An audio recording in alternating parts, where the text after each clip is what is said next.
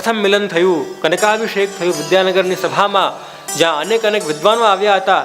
એવામાં શ્રી મહાપ્રભુજીનું કનકાભિષેક બધા વિદ્વાનોને મળીને કર્યું છે. અને શ્રી વલ્લભ, આપનું નામ મૂળ હતું વલ્લભ. વલ્લભ એટલે પ્રિય. અને વલ્લભથી એ દિવસથી આપ થયા વલ્લભ આચાર્ય. વલ્લભથી આપ થયા વલ્લભાચાર્ય. અને કારણ કે એટલા બધા વિદ્વાનોને આપે પરાસ્ત કર્યા હતા એટલે આપને પદવી આપવામાં આવી જગતગુરુની. અને બધા બોલ્યા, બોલો જગતગુરુ શ્રીમદ વલ્લભાચાર્ય કી જય. જગતગુરુ અને આચાર્ય આ બે પદવીઓ આપને ત્યાં આપવામાં આવી છે. અને ત્યાં તો ઘણી ઘણી અમુક પ્રિયજનો લીલાઓ થઈ, ઘણી ઘણી વાતો છે કહેવાની. પણ આપણો મુખ્ય વિષય મહાપ્રભુજી નથી પણ શ્રી ગુસાઈજી છે. એટલે આપણને ગુસાઈજી કઈ રીતે પ્રગટ થયા એના તરફ આપણને જોવું છે. પૃથ્વી પરિક્રમા કરતા હતા અને ગામ ગામ સુધી, વ્યક્તિ વ્યક્તિ સુધી પહોંચીને આપે પુષ્ટિ માર્ગ પ્રગટ કર્યો. અને એવો માર્ગ પ્રગટ કર્યો પ્રિયજનો કે જે બધાથી વિલક્ષણ હોય. પૃથક શરણ માર્ગોપદેષ્ટા શ્રી મહાપ્રભુજીનું શું નામ આવે છે કે આપે એવું માર્ગ પ્રગટ કર્યું જે બધાથી અલગ હોય. જો બીજા માર્ગોમાં છે ને, જે ભક્ત હોય ને એ ભગવાનના નામથી ઓળખાય કે આ રામજીનો ભક્ત ને આ ગણેશજીનો ભક્ત ને આ કૃષ્ણનો ભક્ત ને આ શિવજીનો ભક્ત. પણ આ તો મહાપ્રભુજી અને ગુસાઈજીની કૃપા છે પ્રિયજનો કે પુષ્ટિ માર્ગમાં એક ભક્તનો એટલો બધો અધિકાર છે કે ભગવાન એ તમારા બધા ભક્તોના નામથી ઓળખાય છે. આપણે શું કહીએ છીએ, અરે આ તો દામોદરદાસ સંભળવાળાના પ્રભુ છે, અરે આ તો કૃષ્ણદાસ મેઘનના પ્રભુ છે, અરે આ તો પદ્મનાભદાસના પ્રભુ છે. બધું ઊંધું થઈ ગયું. બીજે બધે જે ગુરુ હોય ને એ શિષ્યને બચ્ચા કરીને બોલાવે, બાળક કરીને બોલાવે. દેખ બચ્ચે ऐसे करना, देख बच्चे वैसे मत करना, देख बच्चे शराब मत पीना. પણ આ તો પુષ્ટિ માર્ગની બલિહારી છે કે જેમાં વૈષ્ણવ અમને બધાને વલ્લભકુલના બાળકો કરીને બોલાવે છે. એટલે એવો એક માર્ગ છે જે બધાથી વિલક્ષણ હોય, બધાથી અલગ હોય. અને આમાં એવું નથી આ માર્ગમાં કે તમે કઈ અહીંયા તપસ્યા કરો અને તમને કોઈ જન્મમાં જઈને ફલ મળશે. એવા પરલોકના કોઈ જૂઠા વાયદાઓ શ્રી મહાપ્રભુજીએ કે શ્રી ગુસાઈજીએ ક્યાંય કર્યા નથી. જે કરવું છે હમણાં જ કરવું છે, જે ભોગવવું છે આ જ આંખથી જોવું છે, જે સ્પર્શ કરવું છે આ જ આપણા હાથોથી ઠાકોરજીનો સ્પર્શ કરવો છે. આપણને બધાને ઇતિહાસના ટીચર કે સ્ટુડન્ટ નથી બનવું કે 500 વર્ષ પહેલા આવું થયું હતું ને 400 વર્ષ પહેલા આવું થયું હતું ને આ રાજા થયા અને આ રાણી થયા અને આ પેલું થયા. આપણને તો મુસાફર બનીને જગ્યા પર જવું છે અને ત્યાં જઈને સમસ્ત લીલાઓનો પોતાની જ સગી આંખોથી આપણને બધાને અનુભવ કરવો છે. આપણા ત્યાં ભૂતકાળમાં કાંઈ નથી. તમે લોકો દિલ્હી કે આગ્રા ફરવા ગયા હો તો કે તમારા જે ટુરિસ્ટ ગાઈડ હોય કે યહાં અકબર બાદશાહ બેઠતા થા, ये उसका दीवाने आम था, ये उसका दीवाने खास था. બધું થામાં હોય. गुसाईजी बैठक दिए जाओ, महाप्रभु जी बैठक दिए जाओ અને પૂછો કે ભાઈ કા समय हो रहा है. अभी तो गुसाईजी राजभोग अरोग रहे हैं. હમણાં તો મહાપ્રભુજીના શ્રૃંગાર થઈ રહ્યા છે, થઈ રહ્યા હતા અને અરોગી રહ્યા હતા અને એવું હતો કઈ આમાં છે જ નહીં. જે છે પ્રેઝન્ટ ટેન્સમાં છે, જે છે આ ક્ષણમાં છે. એટલે આ માર્ગમાં પ્રિયજનો કોઈ પણ એવા વાયદાઓ નથી કે તું આટલું કર તને આ મળશે, પેલું કર તને પેલું મળશે. પ્રસંગ છે ને ગુસાઈજીના સેવકનું કે એક ઉંમરવાળા બા હતા, ડોકરી હતા. હું ઘણી વખત કહેતો હું છું આ પ્રસંગ. પોતાના સમસ્ત જીવન ઠાકુરજીની સેવા કરી ગામવાળા આવ્યા કે બા તમે પોતાના 50 વર્ષથી તમે ઠાકોરજીની સેવા કરો છો, સત્સંગ કરો છો, સ્મરણ કરો છો, તમે એટલું કહો કે તમને આ બધાથી મળ્યું શું? તમને બહુ બધા પૈસા મળી ગયા? તો બાકી નહીં. તો કે તમને કોઈ બહુ વધારે એવી પ્રોપર્ટી મળી ગઈ છે કોઈ તમારા ગામમાં કે તમારા શહેરમાં? તો બાકી ના, એવું પણ નથી થયું. તો કે તમને કોઈ બહુ મોટી પદવીઓ મળી ગઈ છે તમારી સેવા કરીને? તો બાકી ના, એવું પણ નથી થયું. તો તમને તમારી 50 વર્ષની સેવાનું ફળ શું? અમને એટલું કહો. ગુસાઈજીના કૃપાપાત્ર હતા. આ બાએ કહ્યું, દેખો ભાઈ, એક દિવસ હું મારા પ્રભુને સવારે જગાડતી હતી અને મંગલ ભોગ ધરતા સમયે પ્રભુ મારી સામે જોઈને હસ્યા, એ જ મારી 50 વર્ષની સેવાનું.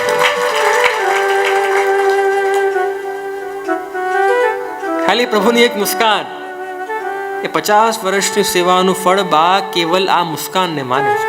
એટલે એવું આમાં નથી કે તમે પેલું કથાઓ તમને આ સ્વર્ગ મળશે ને આ એવું થશે ને પેલું થશે.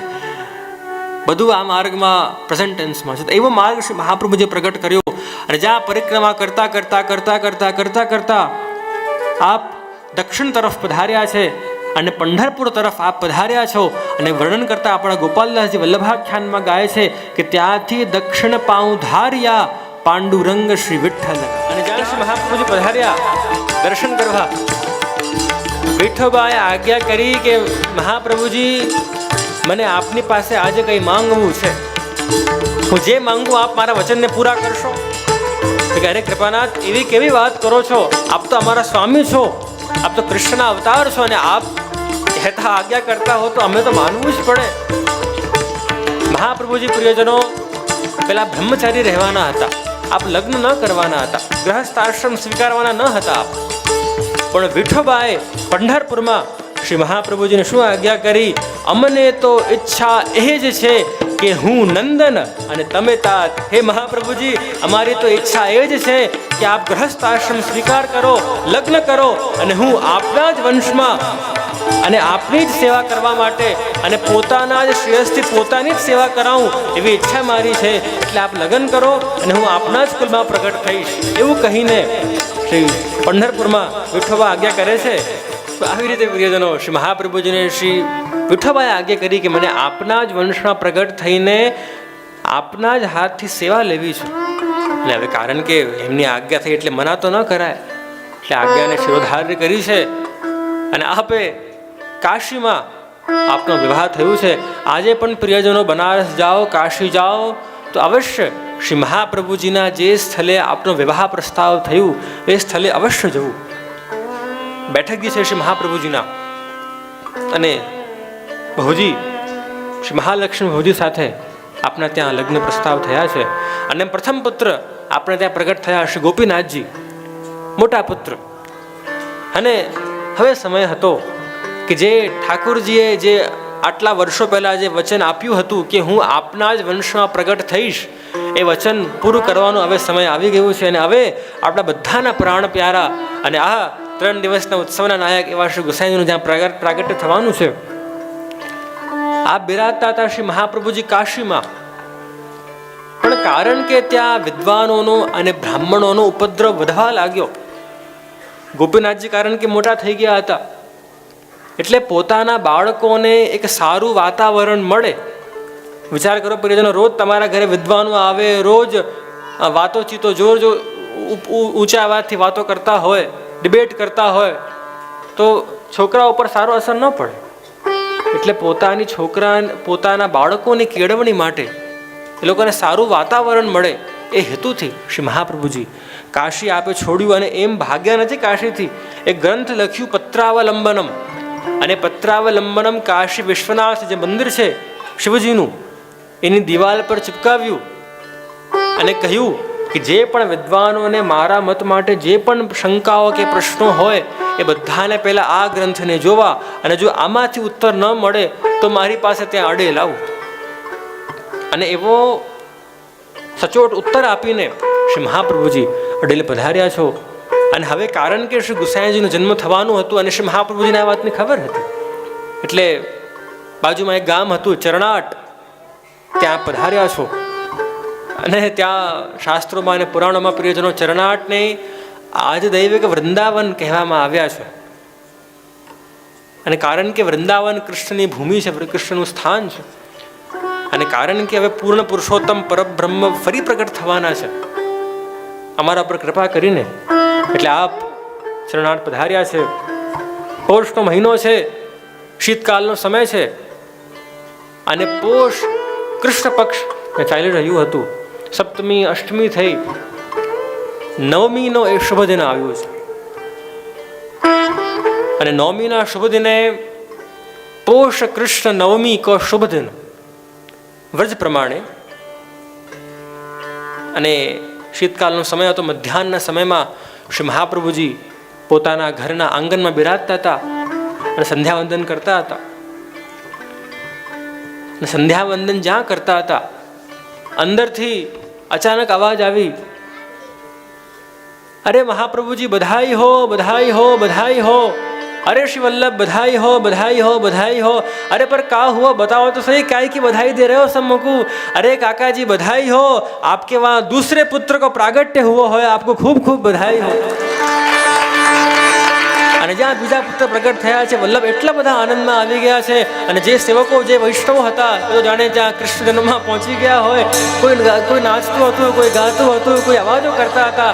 અને એવામાં એક બટુક નામના બ્રાહ્મણ ત્યાં આવ્યા છે અને શ્રી મહાપ્રભુજીને એક વિઠોબાનું સ્વરૂપ, એક વિઠ્ઠલનાથજીનું સ્વરૂપ મહાપ્રભુજીને પધરાવ્યું છે કે કાકાજી આપ એ પધરાઓ और आप इनकी सेवा करियो. અને ત્યારે શ્રી મહાપ્રભુજી દમલાજીને કહ્યું, अरे दमला देखो ठाकुर जी की कैसी कृपा, आज तो हमारे घर स्वामी और सेवक दोनों के रूप से श्री विठ्ठलनाथ जी पधारे हैं. या लिए मैं मेरे दूसरे बेटा को नाम भी विठ्ठलनाथ जी रखूंगा. અને એમ કહીને બધા બોલી ઉઠ્યા, બોલો શ્રી વિઠ્ઠલનાથ કી.